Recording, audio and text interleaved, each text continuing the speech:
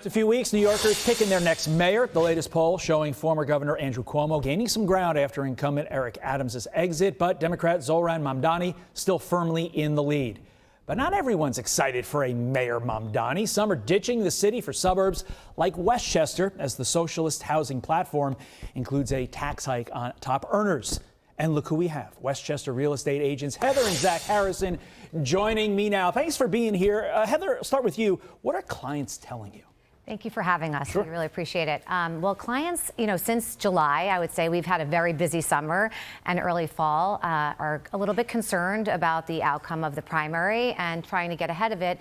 We started getting calls back in July and asking us, hey, can you give us some tours of the suburbs in Westchester? We're about 30 minutes north of the city. What's that like? What's that look like for us? And so our team is the #1 team in Westchester. So our agents have been helping buyers from Manhattan kind of get the lay of the land, learn about the different suburbs, helping them figure out which town is right for them, in anticipation of what looks like the polls are showing could be an interesting race. So is it all about the money, or is it about safety? Are people worried that if a Democrat socialist runs the city, crime is going to get even worse here?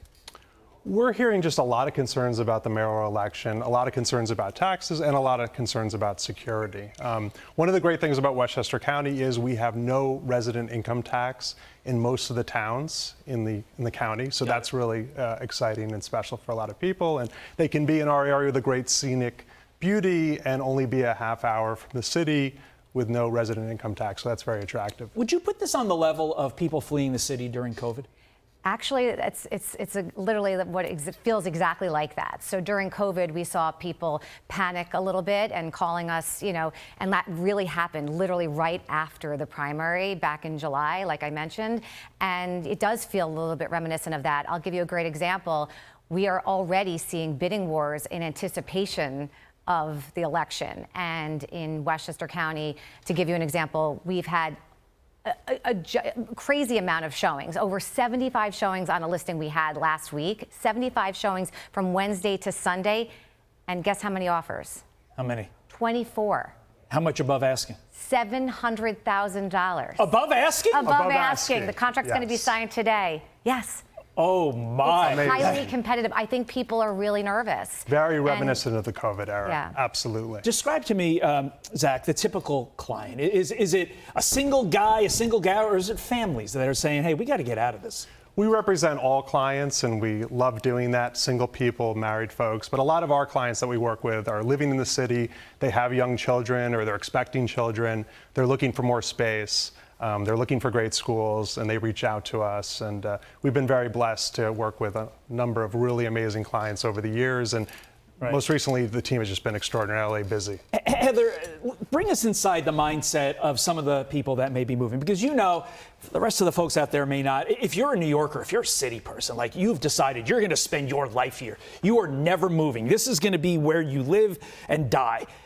Some people, though, are saying, I can't do it anymore. I'm a city person, but I need to leave. Describe that person. So it's interesting because typically we're helping people with like a 2-year-old or a 3-year-old, moving out of the city, right before kindergarten. And now we're seeing people leave the city who already have kids in middle and high school, which is an unusual situation. So that has been a change, and I do think that has a lot to do with, safety concerns and tax concerns. So that's been an interesting change, and I think, that's helping our luxury market in Westchester also, because those people are a little bit later in their career. So, it's going to be an interesting market. Before we let you go. Yeah.